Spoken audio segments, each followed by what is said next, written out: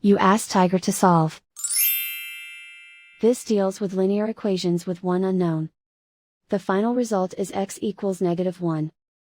Let's solve it step by step. Simplify the expression. Expand the parentheses. Simplify the arithmetic. Expand the parentheses. Simplify the arithmetic. Group all constants on the right side of the equation. Subtract 24 from both sides. Simplify the arithmetic.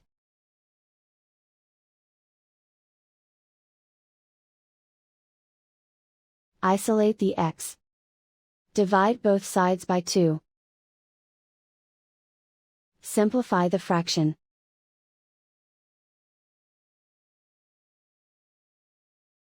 And so the final result is x equals -1.